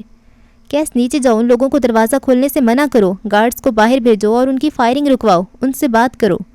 وہ بغیر کچھ کہے بت بنا کھڑا تھا۔ زینیہ نے اس کا بازو جھنجھوڑا۔ وہ جیسے کسی کالے جادو کے حصار سے باہر آیا، مگر اس کا دماغ اب بھی کسی قسم کے پروسیس سے انکاری تھا۔ اس کا سارا جسم کپ کپا رہا تھا۔ وہ زینیہ کو تک رہا تھا، اس کے لب ہل رہے تھے۔ وہ کیا کہہ رہی تھی؟ تم سن رہے ہو؟ وہ آدمی جل رہا ہے، اسے بچاؤ، اپنے ملازمین کو روکو۔ قیس، دروازہ کھل گیا تو مسئلہ بڑھ جائے گا، لوگ زخمی ہو سکتے ہیں، فائر بریگیڈ بلواؤ، آگ بجھاؤ، کچھ کرو پلیز، لوگ مر جائیں گے، تمہیں کچھ سمجھ آ رہی ہے؟ وہ چیخ رہی تھی، اس کا بازو جھنجھوڑ رہی تھی۔ اس کے لب ہلکے سے وا تھے، رنگت زرد پڑ چکی تھی، مگر آج پہلی بار کسی نے قیس گمبھیر کو اس کے ٹراما کی وجہ سے ہونے والے متوقع خسارے سے بچانے کی کوشش کی تھی۔ اس کی گردن پہ آیا ڈھیر سارا پسینہ بھی اس کے جسم میں ہوتی کپکپاہٹ کو روک نہیں پایا تھا۔ ایک انسان مر رہا ہے، تم اتنے بے حس کیسے ہو سکتے ہو؟ وہ چیخ پڑی۔ تمہیں خدا کا واسطہ انہیں بچاؤ، کئی لوگوں کی جانیں جا سکتی ہیں، کچھ کرو۔ قیس کی طرف سے کوئی جواب نہ پا کر اس نے قیس کا بازو پکڑا اور خود باہر کی طرف قدم بڑھائے۔ وہ اس کے ساتھ کھینچتا جا رہا تھا۔ اس آگ کی طرف جاتے بھی اس کا پہلا قدم بے یقینی تھا۔ وہ لمس، وہ نرمی، وہ سختی، یہ عورت قیس کے لیے کیا بن گئی تھی؟ میں تمہیں اس بے حسی کی اجازت نہیں دوں گی، یہاں کوئی دوسرا انسان نہیں مرے گا، تمہیں ان سب کو بچانا ہوگا۔ اگلے قدم کسی جذبے کے تحت تھے، وہ نہیں جانتا تھا، مگر اس عورت کی معیت میں وہ کئی دنیاؤں کا سفر کر سکتا تھا، یہ اسے آج معلوم ہوا۔ وہ حوصلے کی کیسی نئی روح اس کے اندر پھونک گئی تھی، اسے معلوم بھی نہ ہوا۔ یوں ہی چند لمحوں کے اندر اندر وہ اسے کس تاریخ غار سے نکال کر لے آئی تھی، یہ اسے اندازہ بھی نہیں تھا۔ وہ محل کے مضبوط ستون کا سہارا بن گئی تھی، جسے اب وہ نہیں چھوڑ سکتا تھا، سانس چھوڑنے تک تو ہرگز نہیں۔ اگلے کئی منظر سلو موشن میں ہوئے۔ وہ نچڑی رنگت والا مرد بلند آواز میں چیخ چیخ کر اپنے اسٹاف کو داخلی دروازے سے ہٹنے کا کہہ رہا تھا۔ سنہری آنکھوں والی لڑکی انہیں دھکے دے کر ہٹا رہی تھی اور اندر کی طرف بھیج رہی تھی۔ وہ ملکہ تھی اور وہ سلطان، جو ملک پہ آئی آفت سے لوگوں کو بچا رہے تھے۔ خوف و ہراس کی اس عالم میں بھی لوگ اس کی پکار کو نظر انداز نہیں کر پا رہے تھے۔ وہ بادشاہوں جیسی چال چلتا آگے آیا، ایک ہاتھ سے وہ محل جیسے دروازے کے پٹ اس کے لیے جدا کیے گئے۔ اس کے گارڈز آس پاس پھیل گئے، فائرنگ کرنے والے لوگ اسے دیکھ کر بھاگ نکلے تھے۔ جو وہ چاہتے تھے وہ ہو چکا تھا۔ حاتم نواب کے قتل کے بعد عبداللہ زمان یوں دیدہ دلیری کے ساتھ گاؤں میں قدم نہیں رکھ سکتا تھا۔ وہ اسے باور کروانے آئے تھے، کروا چکے تھے۔ ڈرائیور کے اوپر چادریں ڈال کر آگ کو بجھایا گیا۔ وہ اچھا خاصا جل چکا تھا۔ قیس بھی اختیار اپنی جلتی ہوئی گاڑی کی طرف گیا، احتیاط سے دروازہ کھولا، پھر بھی اس کی کچھ انگلیاں جل گئی تھیں۔ سیٹ کے درمیان جلا کیمرہ نکالتے اس کے سر کی دستار کو آگ نے پکڑ لیا۔ نہایت احترام سے دستار کو ایک ہاتھ میں لیے، دوسرے ہاتھ میں جلا کیمرہ لیے وہ آگے آیا۔ دستار پہ پانی ڈال کر آگ بجھائی گئی مگر وہ جل چکی تھی۔ اس نے کیمرہ ہاتھ میں لے کر دیکھا، وہ بھی آدھا جل گیا تھا۔ لوگ حویلی کے اندرونی حصے میں جا چکے تھے۔ حویلی کے باہر ایمبولینس اور فائر بریگیڈ کی گاڑیاں کھڑی ہو چکی تھی۔ برادری کے کئی مرد دیکھتے دیکھتے جمع ہوئے تھے۔ 1 گھنٹہ، صرف اور صرف 1 گھنٹے کے اندر اندر وہ حویلی اور اس کے حالات پلٹ کر رہ گئے تھے۔ ہال میں بیٹھے ملازمین کے چہرے وہ نہیں تھے جن کے ساتھ وہ یہاں آئے تھے۔ چہرہ تو زینیہ حاکم کا بھی وہ نہیں رہا تھا، مگر اس وقت اسے جس چیز کی پرواہ تھی وہ اس کا خاندان تھا۔ جوابی فائرنگ میں اس کے خاندان کے ساتھ کیا کیا ہو سکتا تھا اسے سمجھنے کے لیے اسے کسی ڈگری کی ضرورت نہیں تھی۔ ایمبولینس میں ڈرائیور کا جلا ہوا جسم سوار کر کے ان 7 گاڑیوں کی آگ بجھا کر اور ڈھیر سارے معاملات حل کر کے جب وہ پورے 2 گھنٹے بعد واپس آیا تو زینیہ حاکم اندر کی طرف جانے والے 3 زینوں میں سے دوسرے زینے پہ بیٹھی تھی۔ زرد بلب کی روشنی اس کے چہرے پہ تھی، اس کے آگے پیچھے گارڈز تھے، ہاتھ میں زینیہ کا جلا ہوا کیمرہ۔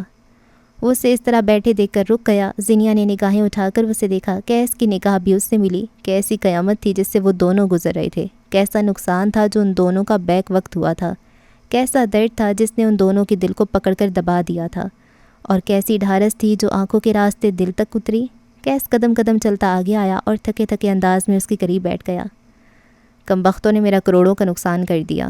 اسے لگا تھا زینیہ جواباً کوئی کڑوا کسیلا جملہ کہے گی، اس پہ طنز کرے گی یا اس کے ساتھ مل کر ان لوگوں کو 2 گالیاں دے گی، مگر وہ کچھ نہیں بولی، اس کے لب مکفل رہے۔ کیس نے اس سے نگاہیں ہٹائیں اور اپنے گارڈز کو دیکھا۔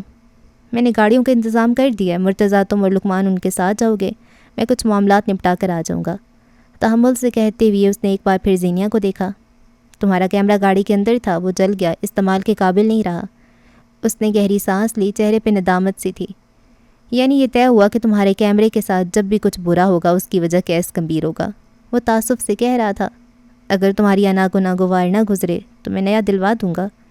وہ اٹھ کھڑا ہوا، خاموش بیٹھی زینیہ پہ ایک نگاہ ڈالی۔ وہ چپ تھی۔ کیس اسے کچھ سننا چاہتا تھا، وہ اس کی خاطر بلا وجہ بول رہا تھا۔ اسے کچھ کہنا چاہیے تاکہ کیس کے لیے کوئی ڈھارس ہو۔ مجھے کچھ معاملات طے کرنے ہیں، تم ان کے ساتھ واپس جاؤ گی، اوکے؟ کیسے معاملات؟ اس نے جیسے چونک کر کیس کو دیکھا، اس کی آنکھوں میں بھی اختیار خوف ترایا تھا۔ میرے گھر پہ بلا وجہ فائرنگ کر کے خواہ مخواہ میری غیرت اور مردانگی کو چیلنج دیا گیا ہے، اس لیے سوچ رہا ہوں اپنے سسرالیوں کو بتاؤں کہ عبداللہ زمان واپس آ گیا ہے۔ تھوڑی کھجاتے ہوئے لفظ سسرالیوں اس کے لبوں سے بے ساختہ ادا ہوا تھا، ورنہ وہ زینیہ کے سامنے اپنی کسی منگنی کا تذکرہ مر کر بھی نہ کرتا۔ تم کیا کرو گے؟ وہ اٹھ کھڑی ہوئی۔ زیادہ کچھ نہیں، بس شاید ایک اور قتل۔ ایک اور مطلب؟ وہ بدقت پوچھ سکی۔ دل کو جیسے دھکا لگاؤ، عبداللہ نے گہری سانس لی۔ چند ماہ قبل کسی ذاتی دشمنی کے چلتے میں نے اپنے ماموں کا قتل کیا تھا، اس لیے یہ لوگ۔ اس نے دروازے کے پار اشارہ کیا۔ مشتعل ہے، حالانکہ یہ میرا حق تھا، اس نے میرے باپ کو مارا، میں نے اسے مار دیا، مجھے یہی کرنا چاہیے تھا۔ تمہیں پتہ ہے میں نے اسے 16 سال جینے دیا، یہ میرا احسان تھا۔ وہ کس دیدہ دلیری سے اعتراف کر رہا تھا۔ عبداللہ نے قتل کیا تھا، یہ جاننا تکلیف دہ تھا، اس کے منہ سے اعتراف سننا یہ نیری اذیت تھا۔ وہ اس سے کچھ چھپا نہیں رہا تھا، وہ اس کے سامنے سب کھول رہا تھا، وہ اپنی زندگی کا سیاہ سفید سب سامنے رکھ رہا تھا۔ جو زینیہ کے لیے سننا تکلیف دہ تھا، سہ جانا محال۔ وہ آج بھی عبداللہ کو سیاہی سے دور دیکھنا چاہتی تھی۔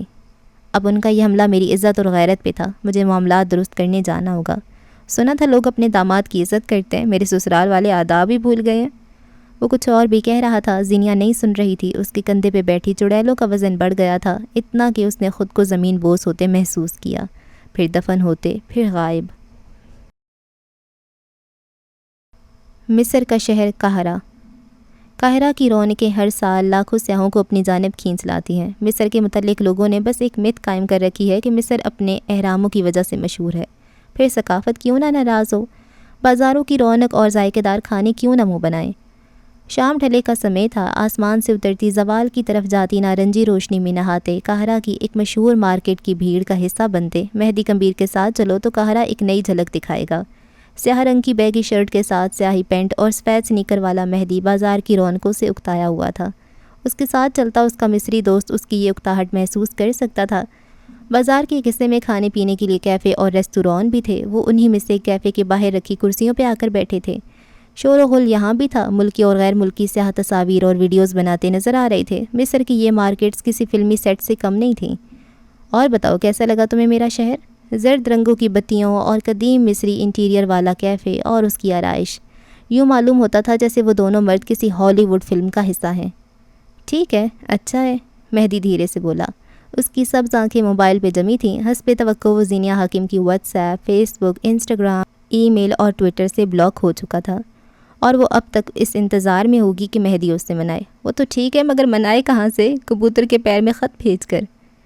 میرا شہر دنیا کا پہلا شہر ہوگا جس کی تعریف میں تم نے ٹھیک ہے کہا ہے، ورنہ مہدی کبیر صاحب، تم تو شہر کے جغرافیہ سے لے کر حدود و اربا، بستی، شہر، کھانے اور لوگ، ہر کسی کی تعریف اور تنقید میں کچھ نہ کچھ ضرور کہتے ہو۔ وہ رنگین نقش و نگار والے کپ میں چمچ چلاتے ہوئے بولا۔ شور بہت زیادہ تھا، اس لیے اسے تیز بولنا پڑا۔ مہدی تکان زدہ سا مسکرایا۔ ایسا کچھ نہیں ہے، میں بس تھک گیا ہوں۔ جلیل نے آنکھیں سکوڑ کے اسے دیکھا، پھر اس کی موبائل پہ حرکت کرتی انگلیوں کو۔ وہ سفر کرتے ہوئے موبائل آن نہیں کیا کرتا تھا، اب کچھ مختلف تھا۔ تمہیں ٹریول تھکا رہا ہے؟ مصر کے سارے احرام جیسے جلیل کے سر پہ آ کر گرے تھے۔ بازار میں کئی مصریوں نے گردن پھیر کر اسے غضب سے دیکھا تھا۔ ایسے ہی کچھ ہے، مجھے نہیں سمجھ آ رہا کیا ہو رہا ہے، یہاں کچھ مسنگ ہے، مجھے بس گھر جانا ہے۔ اس نے بیزاری سے موبائل میز پہ ڈال دیا۔ تمہارا یہ گھر کب سے ہو گیا؟ ساری دنیا تمہارا گھر ہی تو ہے، یہ صحرا، پہاڑ، دریا، عمارتیں، اس کے علاوہ کون سا گھر ہے تمہارا؟ وہ کافی پھینٹنا چھوڑ چکا تھا۔ مہدی خاموش رہا اور لب کاٹتا رہا۔ اس کے اندر بے چینی اور بے بسی کا ایک سمندر غوطے کھا رہا تھا۔ اس نے آس پاس نگاہ دوڑائی اور اس کی نگاہ ایک جیولری سٹال پہ تھم گئی۔ وہاں کئی قسم کی مالائیں، انگوٹھیاں اور ہار تھے۔ عورتیں اور مرد کچھ پہن کر دیکھتے، پھر شیشے میں اپنا عکس دیکھ کر مسکراتے۔ دنیا تو دنیا ہے، گھر ایک ہوتا ہے جہاں تھک ہار کر خوشی اور غم میں جایا جائے۔ گھر یہ نہیں ہے، گھر الگ ہوتا ہے۔ وہ اپنی کیفیت کو لفظوں میں بیان نہیں کر پا رہا تھا۔ ذہن اور آنکھوں کے پردے پہ سنہری آنکھوں کا راج تھا۔ جلیل چند پل خاموشی سے اسے دیکھتا رہا۔ تمہیں محبت تو نہیں ہو گئی؟ ناخن چباتے ہوئے وہ یکلخت ساکت ہو گیا۔ محبت؟ وہ جیسے بڑبڑایا۔ کیا کوئی خاص انسان ہے جس کے پاس تم واپس جانا چاہتے ہو؟ کوئی ایسا جو تمہارے لیے گھر بن چکا ہے؟ گھر، اس نے دہرایا۔ محبت کیسی ہوتی ہے؟ اس نے کافی دیر بعد گردن اٹھا کر جلیل کو دیکھتے ہوئے پوچھا۔ اس کے چہرے پہ الجھن تھی۔ جلیل مسکرایا۔ محبت انسان کا زاویہ بدل دیتی ہے۔ بدصورت خوبصورت لگنے لگتا ہے، بد زبان تہذیب یافتہ لگنے لگتا ہے۔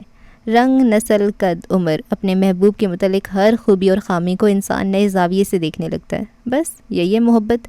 اس نے چٹکیوں میں حل نکال لیا تھا، ساتھ کچھ میٹھے کی پلیٹ اس کے آگے سرکائی۔ محبت بڑی خوبصورت ہوتی ہے مہدی، وہ انسان کی ذات میں ٹھہراؤ لے آتی ہے۔ بنجاروں کو گھر مل جاتے ہیں، کام کے عادی روبوٹ انسان کام سے ہٹ کر بھی کچھ سوچنے لگتے ہیں۔ سیاح کو دنیا کی خوبصورتی میں کسی انسان کا اضافہ ہوتے دکھتا ہے۔ پھر تو محبت بڑی غاصب ہوئی۔ ورکوہولک سے کام کی محبت لے لی، ٹریولر سے اس کی دنیا کی محبت لے لی۔ وہ جھلایا۔ جیولری سٹال سے نظریں ابھی نہیں ہٹیں۔ اسے عورتوں کی گردن پہ کچھ اچھا نہیں لگ رہا تھا۔ یہ سب زینیہ حاکم کے پاس ہونا چاہیے۔ کیا وہ اسٹال کو خرید کر لے جائے؟ لیا کہاں، محبت نے تو اضافہ کیا، زندگی کو بیلنس کیا۔ ایک ہی چیز، شوق، انسان کے پیچھے بھاگنا جنون ہوتا ہے۔ محبت بے حد خوبصورتی سے وہاں ٹھہراؤ لے آتی ہے۔ کوئی ایک ایسا انسان لے آئی جس کی خاطر آپ خود کا بھی خیال رکھیں، جس کی خوشی اور غم آپ کے لیے اور آپ کی خوشی اور غم اس کے لیے اہم ہو۔ ہر انسان کی زندگی میں کوئی ایسا انسان ہونا چاہیے۔ مہدی بالکل چپ ہو گیا۔ اس کی تمام تعویلوں کو جیسے کوئی مطمئن ایک نظر دیکھتا اور پھر ردی کی نظر کر دیتا۔ وہ کسی نالائق طالب علم کی طرح گردن جھکائے ہوئے تھا۔ تم شادی کے بارے میں کیا سوچتے ہو؟ جلیل نے اسے پریشان دیکھ کر پوچھا۔ شادی قید ہے، مجھے لگتا ہے انسان جھک مار لے شادی نہ کرے۔ ایک ہی انسان کے ساتھ کوئی ساری زندگی کیسے گزار سکتا ہے؟ کوئی ایک انسان آپ کے لیے London, Paris, new York, Karachi, Lahore, Istanbul کیسے ہو سکتا ہے؟ وہ لاچارگی سے بولا۔ جلیل کہکا مار کر ہنس پڑا۔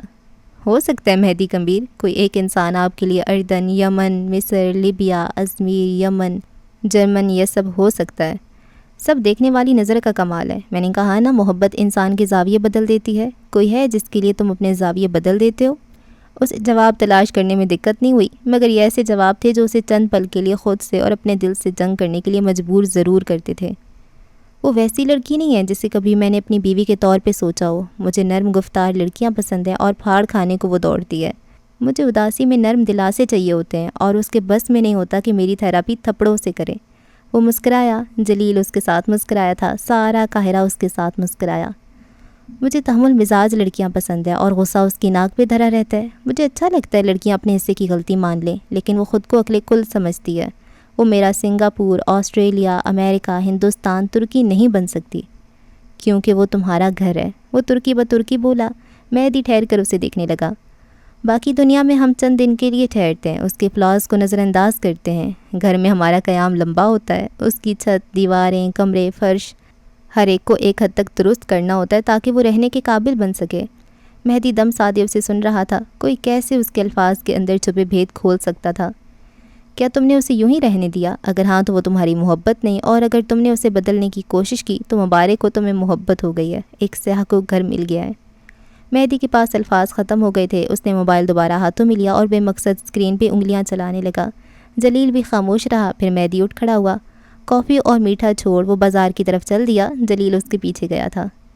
اسے ناراض کر کے آئے ہو؟ کافی دیر بعد اس نے مدھم لہجے میں پوچھا۔ مہدی نے محض سر ہلا دیا اور آس پاس دیکھتا رہا۔ لاشعوری طور پہ وہ زینیا کے لیے کچھ لینا چاہتا تھا اور بے اختیار بازار کی ساری روشنیاں اس کی آنکھوں میں سما گئیں۔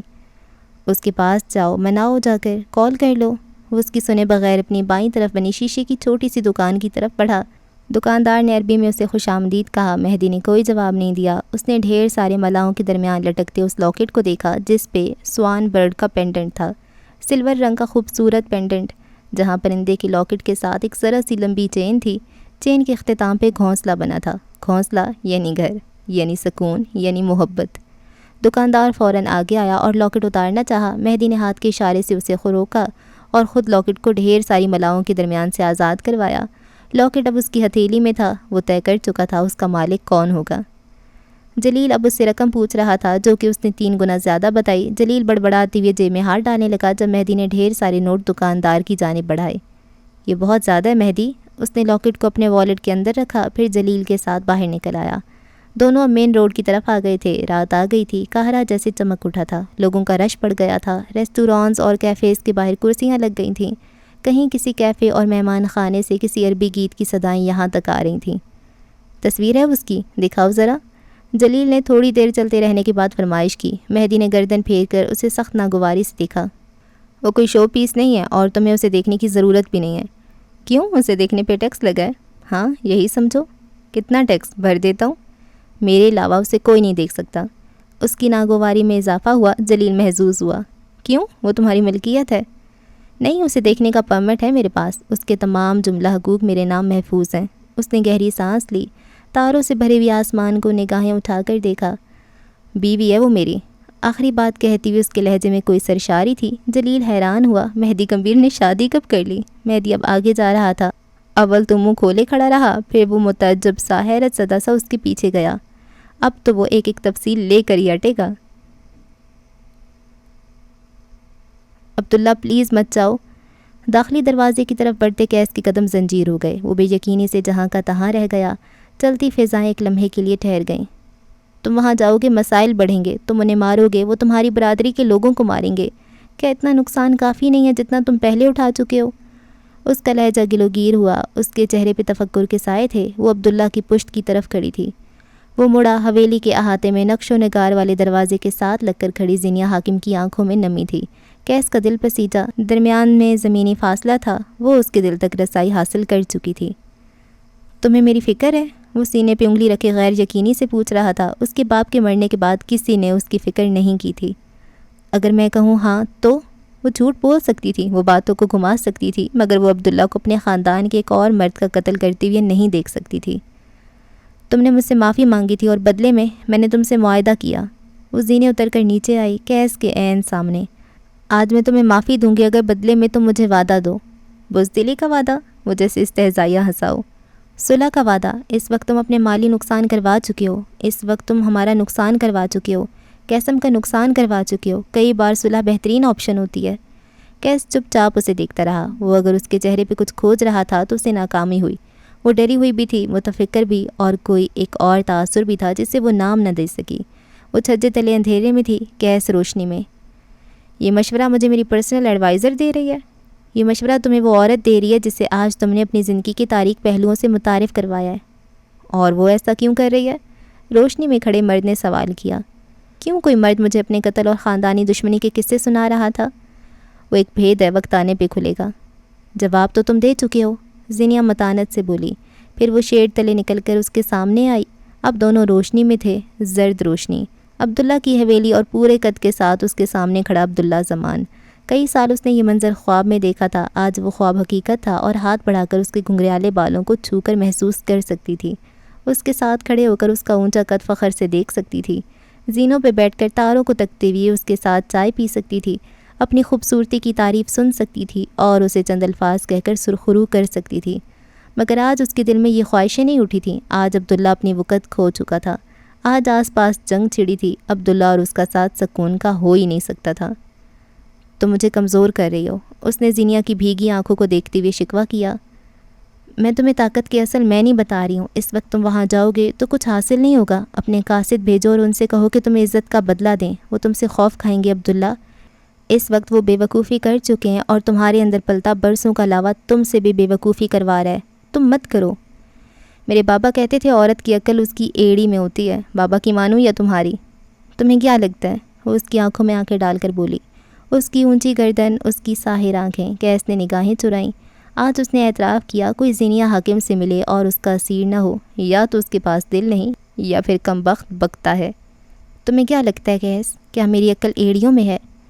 اس وقت میری حویلی کی بیٹھک میں میری برادری کے کئی مرد بیٹھے ہیں، ان کے ہاتھوں میں اسلحہ ہے اور میں جا کر یہ کہہ آؤں کہ کوئی جنگ نہیں ہوگی، کیونکہ کیس کبیر ایک عورت کی بات مان کر آیا ہے۔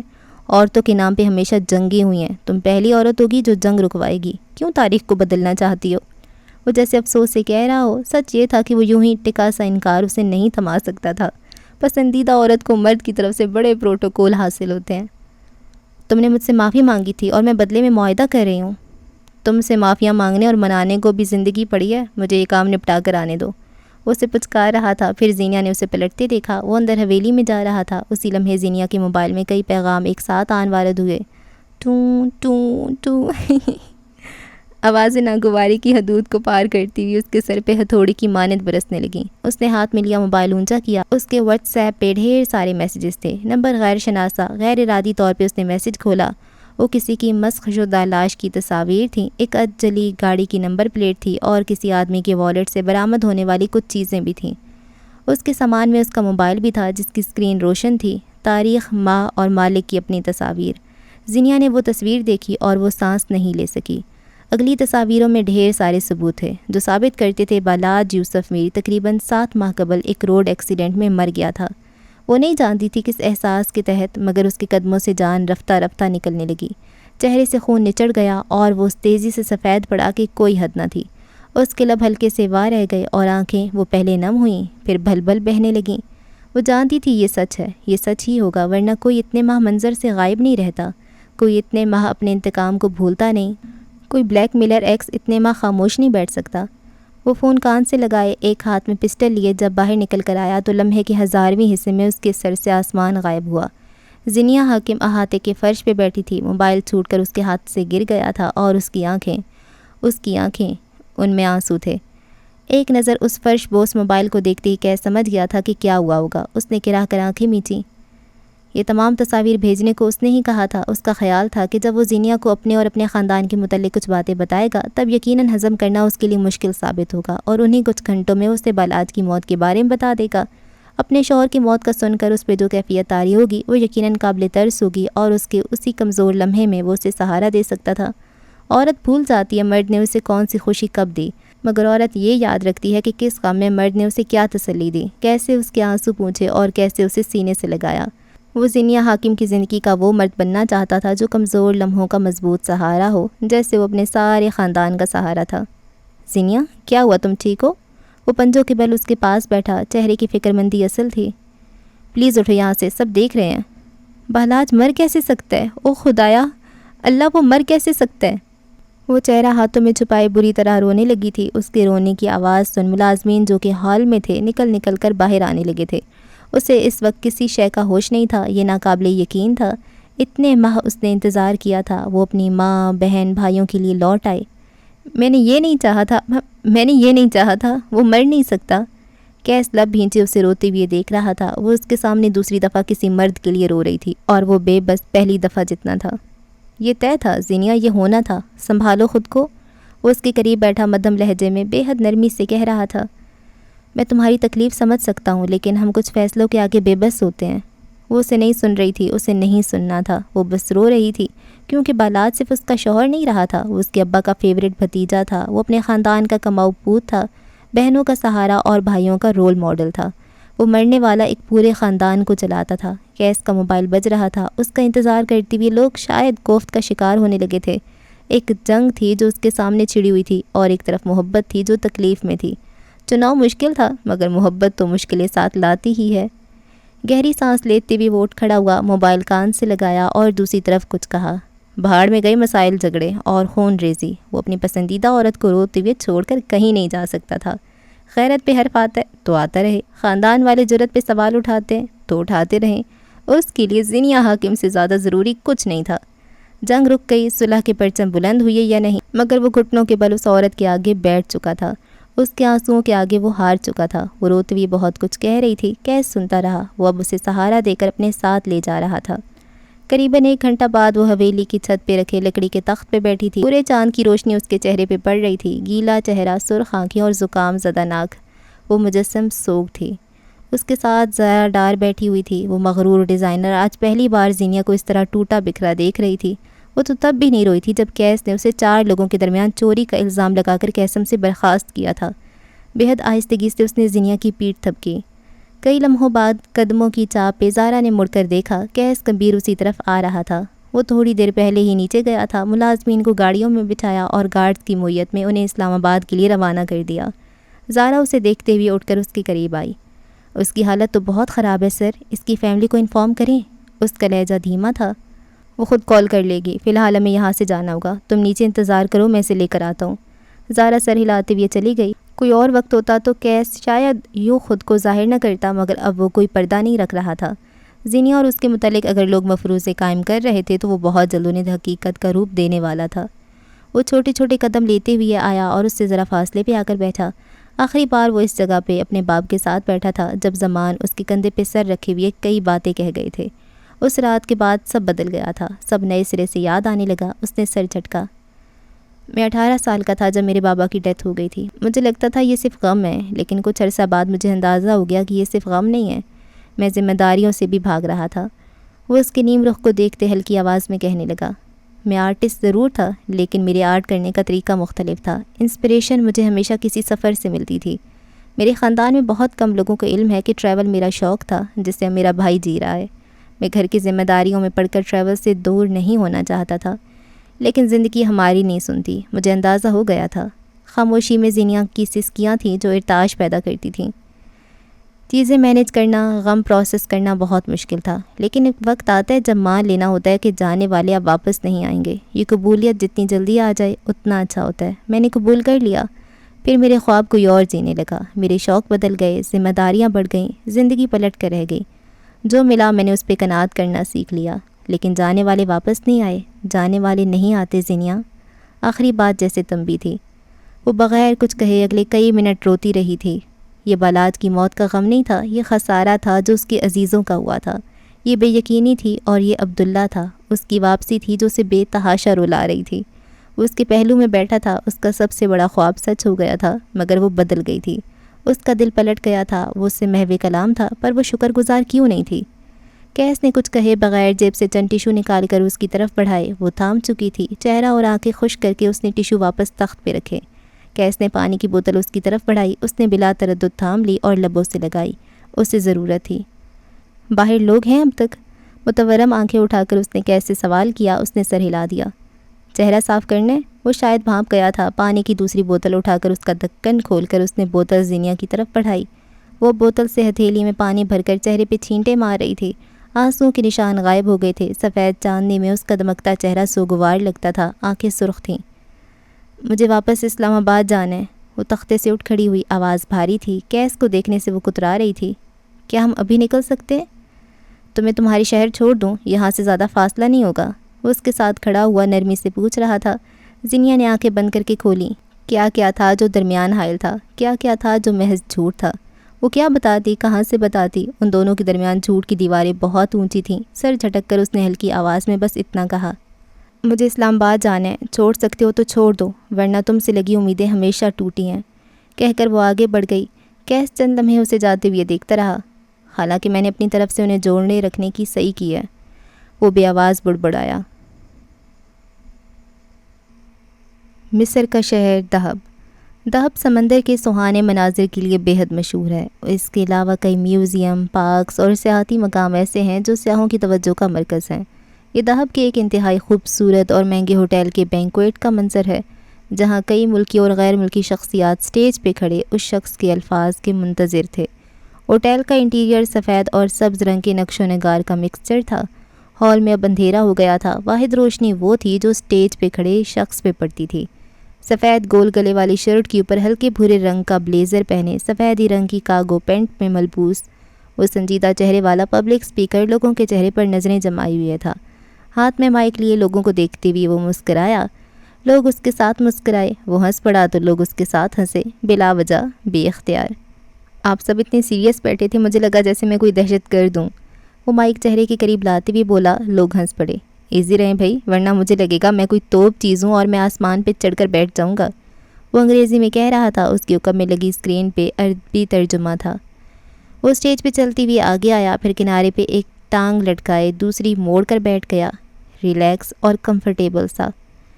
ویسے تو میں اپنے بھائی کا کوئی خاص فیوریٹ نہیں ہوں، میری شکل دیکھتی اس کی شکل پہ 12 بج جاتے ہیں، لیکن وہ میرے ساتھ فلمیں دیکھنا بہت پسند کرتا ہے، حالانکہ وہ خود ایک ویب سیریز ہے، وہ بھی ناکام۔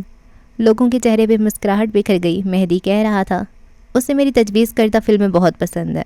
کچھ وقت پہلے ہم نے ایک فلم دیکھی تھی، اس میں ایک آدمی ہوتا ہے جس سے ہر وقت اپنے کندھوں پہ بوجھ سا محسوس ہوتا رہتا ہے، اس کے کندھوں میں بے تحاشا درد رہنے لگتا ہے، آدمی بےحد پریشان ہو جاتا ہے، وہ دوائیاں کھاتا ہے، درجنوں ڈاکٹرز کو دکھاتا ہے، لیکن بے سود، اس کے کندھوں کا درد بڑھتا ہی چلا جاتا ہے۔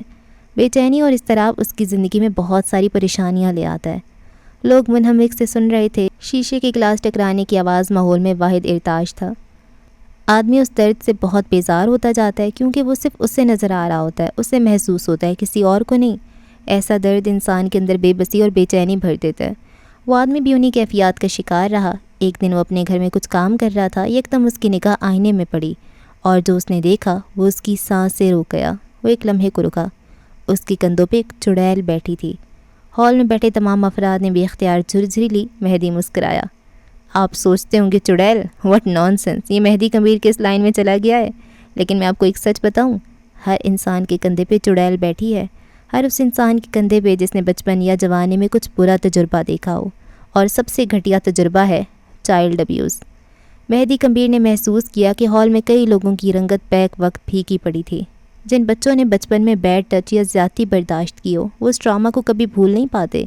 ان کے کندھوں پہ بیٹھی چڑیل ساری زندگی اپنے پنجے گڑائے وہیں بیٹھی رہتی ہے، ڈراؤنی، خوف زدہ کر دینے والی اور شرم دلانے والی۔ اس کی آنکھوں میں کچھ تھا، کچھ ہرٹ ہونے جیسا، ایک بے بسی ہوتی ہے، ایک غصہ، ایک شرم۔ کوئی کیسے ہمیں، ہمارے جسم کو چھو سکتا ہے؟ کوئی اپنی گندی اور غلیظ نگاہیں کیسے ہم پہ ٹکا کر رکھ سکتا ہے؟ اور ہم نے کچھ کیا کیوں نہیں؟ یہ سوچ اس بچے کو بڑے ہو جانے کے بعد بھی آتی رہتی ہے۔ کچھ بچے اس وقت سے آگے بڑھاتے ہیں، بھیڑ کا حصہ بن جاتے ہیں، مگر کچھ بچے کبھی آگے نہیں بڑھ پاتے۔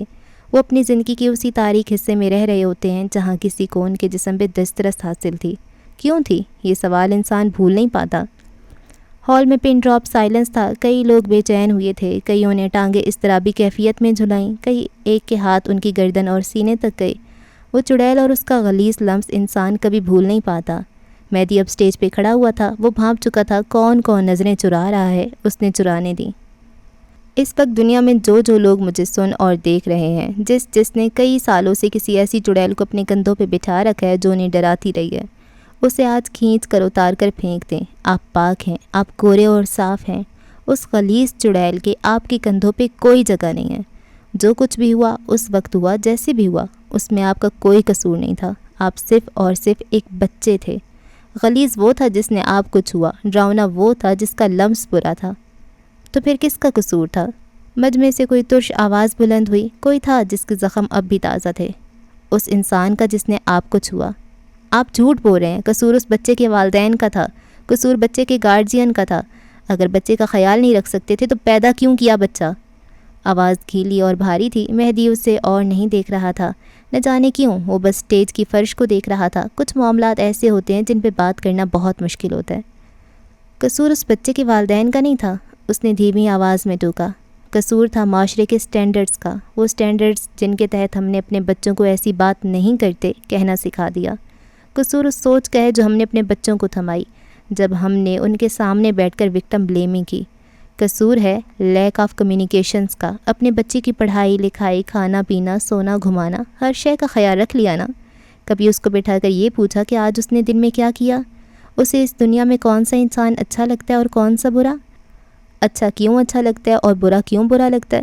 بچے شفاف دل کے مالک ہوتے ہیں، سچ ان کے منہ سے نکل ہی آتا ہے، اور اگر اتفاقاً کوئی بچہ سچ کہہ دے تب ہمارا معاشرہ اسے چپ کروانے کی تگ و دو میں لگ جاتا ہے، کیونکہ بےزتی ہوگی۔ کس بات کی بےزتی یار؟ کون ہے یہ انسان؟ یہ اختیار ہیں ان کے؟ کون ہے جو ان کے درمیان آپ کو عزت اور ذلت دے سکتے ہیں؟ اللہ کے علاوہ کوئی نہیں۔ پھر کیوں اپنے بچے کی ساری زندگی جھونک دی آپ نے؟ وہ بولتے بولتے رکا۔ اسپاٹ لائٹس کی روشنی میں اس کے چہرے پہ تعصب صاف نظر آ رہا تھا۔ بچے اداکار نہیں ہوتے، اگر وہ پریشان ہیں تو ان سے پوچھیں کیوں ہیں، وہ نہیں بتا رہے تو رات میں انہیں اپنے پاس سلائیں، ان کے سامنے 3 سے 4 کہانیاں رکھیں اور دیکھیں بچے کا رنگ کس کہانی پہ اڑ جاتا ہے۔ کسی دن جب وہ اپنے خیال میں ہو اسے چھو کر دیکھیں، اگر وہ بری طرح خوف زدہ ہو تب آپ کو علم ہو جانا چاہیے کہ وہ کس صورتحال سے گزر رہا ہے۔ وہ اسکول نہیں جا رہا تو اس سے وجہ پوچھیں، وہ بلا وجہ روتا اور اداس رہتا ہے تو اس سے وجہ پوچھیں، وہ کسی انسان کی غربت سے گھبرا رہا ہے تو غور کریں، یہ آپ کا فرض ہے، یہ اس بچے کا حق ہے۔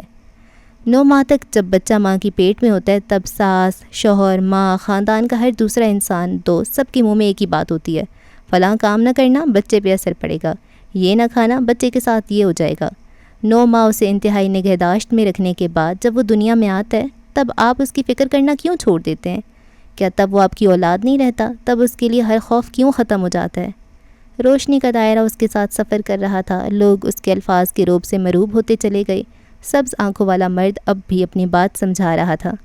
کسی انسان کو یہ حق مت دیں کہ وہ محفل میں بیٹھ کر آپ کے بچے کی تعلیم، رنگ، قد یا ذہانت پہ بات کریں۔ آپ بچے کو موضوع محفل بناتے ہیں اور یہیں سے بچہ اعتماد کھوتا چلا جاتا ہے۔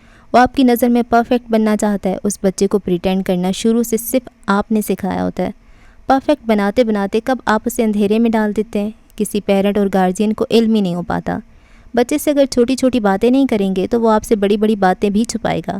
باپ کا ساتھ اور ماں کی گود بچے کے لیے محفوظ پناہ گاہ ہوتی ہے۔ خدارا اپنے بچوں کو وقت سے پہلے خود سے دور نہ کریں۔ چلتے چلتے وہ اسٹول کے پاس آیا اور اس پہ بیٹھ گیا۔ ایک لمحے کے لیے بھی اس نے آنکھیں ان لوگوں سے نہیں ہٹائیں جو اسے سننے کے لیے وہاں موجود تھے۔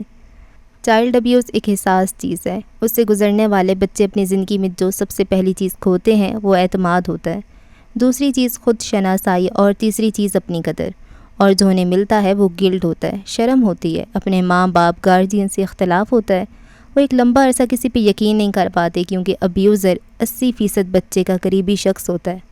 اسٹیج پہ جاتے وقت وہ لوگوں کی نظروں سے گھبراتا رہتا ہے، کسی نئی جگہ وہ انکمفرٹیبل رہتا ہے۔ یہ وہ بچہ نہیں رہتا جسے 9 ماہ ایک VIP پروٹوکول ملا ہوتا ہے، اور یہی بے اعتنائی اسے وقت سے پہلے آدم بیزار اور ایک مشکل انسان بنا دیتی ہے۔ آپ کو لگتا ہے بس اتنا ہی، لیکن اصل نقصان یہیں سے شروع ہوتا ہے۔ مہدی نے سر نفی میں ہلایا، کسی نے آ کر اسے پانی کی بوتل تھمائی، وہ شکریہ کے ساتھ تھام چکا تھا مگر کھولا نہیں۔ ایک ولنریبل بچہ بڑے ہو کر ہر تعلق کو ویسا بنائے گا جیسا وہ خود ہے۔ اسے دیکھنے اور سننے والے کئی لوگوں کی آنکھوں میں کرچیاں ابھری ہوں گی۔ وہ ہر تعلق، ہر رشتے کو برباد کرے گا کیونکہ وہ ہیل نہیں ہوا، کیونکہ اس کا خیال نہیں رکھا گیا۔ اس لیے یا تو وہ بہت زیادہ خیال رکھے گا یا پھر وہ اپنے سے جوڑے تعلق کا بالکل خیال نہیں رکھے گا، اور دنیا سے اگر بیلنس ختم ہو جائے گا تو کچھ بھی باقی نہیں رہے گا۔ مہدی نے گہری سانس لی، یہ گفتگو اس کا دل تھکا رہی تھی۔ وہ غلطیاں مت دہرائیں جو آپ کے والدین سے ہوئیں، اس پاپ کو کھرچ کر پھینکیں جس نے آپ سے آپ کی زندگی کے کئی قیمتی سال لے لیے۔ زندگی آپ کو ہر دن نئے مواقع دیتی ہے، ہر چڑھتا سورج آپ کو بتاتا ہے کہ ابھی وقت ہے، ابھی آپ کی کہانی ختم نہیں ہوئی۔ جو اپنے لیے نہیں اچیو کر سکے وہ اپنے سے جڑے لوگوں کے لیے کریں۔ حال میں تالیاں پیٹی گئیں، کئی زخمی دلوں پہ اس کے الفاظ مرہم بن کر لگے تھے۔ آج وہ تقریر دیتے وقت صرف لوگوں کے لیے نہیں بولا تھا، آج کے بعد وہ اپنی زندگی میں اپنے کندھے پہ بیٹھی چڑیلیں بھی بالوں سے گھسیٹ کر اتار پھینکنے والا تھا۔ اس کے لفظ اب اس کے لیے بھی مرہم ثابت ہونے والے تھے۔ زندگی آپ کے سانپ جیسے ایکس اور بریک اپ کے قصوں سے بہت آگے کی چیز ہے۔ وہ مسکراتے ہوئے بولا تو لوگ اس کے ساتھ مسکرائے۔ زندگی اب ایک نئی شروعات کے نام۔ اچھا جی، اس ایپیسوڈ کو یہاں پہ ختم کرتے ہیں۔ اور یہ کیا یار، زینیا اس کو بتا کیوں نہیں رہی کہ تم عبداللہ ہو؟ سب کو پتہ چل گیا ہے، صرف ایک مہدی اور کیس کو نہیں پتہ کہ یہ زینیا وہ والی زینیا ہے اور یہ عبداللہ۔ یار کیا ہو رہا ہے؟ وہ بس آ جانا چاہیے نا۔ اب یہ کون سی ہے؟ 25ویں قسط ہے، 26ویں قسط ہے؟ 26ویں قسط تک ہیرو کو پتہ ہی نہیں ہے کہ وہ ہیرو ہے یا ولن کو نہیں پتہ یہ کیا ہے، کہ اس کو اتنا باخبر رہنے والا، اس کو یہ نہیں پتہ کہ یہ میری منگیتر ہے، یہاں پہ رہ رہی ہے۔ وہی بات اس نے حبیب صاحب پہ یقین کر لیا، اور حبیب صاحب نے بھی نا اتنی بونگی سی بات پہ اس بندے کی بات مان لی۔ اب اس کو پتہ ہے کہ اس کو جب پتہ چلے گا کہ میرے ساتھ حبیب نے جھوٹ بولا تو وہ حبیب کو چھوڑے گا؟ نہیں چھوڑے گا۔ اور اب زینیہ کیا کرے گی؟ وہ تو چلو نہیں بتانے والی، اسے چلو بالاج کا پتہ چل گیا، لیکن اس کو یہ بھی تو بتائی بالاج تو تھا ہی نہیں، سرپرائز ابھی میرا ہسبینڈ زندہ ہے۔ اور مہدی، اچھا جی مہدی تقریر کر رہے ہیں۔ مہدی کی تقریر یار مجھے بہت بور کرتی ہے، اب پتہ نہیں کیوں۔ میں کبھی بھی اس کی تقریر کو سراہوں گی نہیں یا تالیاں نہیں پیٹوں گی۔ بندہ اچھا ہے، آنکھیں اچھی ہیں، تقریر نہ کیا کرے، بہت لمبی تقریر کرتا ہے، میں تھک جاتی ہوں کیونکہ اس کی تقریر مجھے پڑھنی پڑتی ہے۔ خیر اور کیا ہوا اس ایپیسوڈ میں؟ اور وہ اس کے ماموں آئے، زینیہ صحیح پھنسی ہے، ایک سائڈ پہ اس کے ماموں، ایک سائڈ پہ اس کے چاچو یہ بیچاری بہت برے والی پھنسی ہے، اور اس کو سمجھ نہیں آ رہی کس کا ساتھ دے اور کیسے دے، ہے نا۔ پر مجھے لگتا ہے جو عبداللہ ہے نا وہ وکٹم ہے، اس کے بابا، اس کے چاچا، اس کی اتنا پورا خاندان تباہ کر دیا حاکم کے بھائیوں نے، اور اس نے بدلہ تو لینا تھا۔ مجھے تو لگتا ہے صحیح کیا، اور وہ بھی خواہ مخواہ صرف کہ اس نے نا اپنی منگیتر کو چھوڑ کے کوئی اور شادی کر لی تھی، اور اتنے اس نے پھر بڑے انہوں نے مسئلے کھڑے کر دیے۔ تو مجھے تو وہ زینیہ کے جو گھر والے نا وہ غلط لگتے ہیں، اور عبداللہ کے گھر والے ٹھیک لگتے ہیں۔ خیر دیکھتے ہیں اب آگے کیا ہوتا ہے نا۔ اور جی کیا چل رہا ہے آج کل؟ بتائیں آپ کو کہ کیا ہوگا، پریڈکٹ کریں نا نیچے کامنٹس، یار کامنٹ سیکشن آپ لوگوں کے لیے ہے، میں ہر کامنٹ دیکھتی ہوں، رپلائی نہیں لیتی لیکن دیکھتی ضرور ہوں، تو آپ کامنٹس میں بتایا کریں آپ کو کیا لگتا ہے اب آگے کیا ہوگا، یہ ہے وہ ہے، جو بھی آپ کے مائنڈ میں آئے، جیسے میں اتنی باتیں کرتی ہوں تو آپ بھی کیا کریں نا۔ ٹھیک ہے جی، اگلی قسط میں ملاقات ہوگی، دعاؤں میں یاد رکھیں، اللہ حافظ۔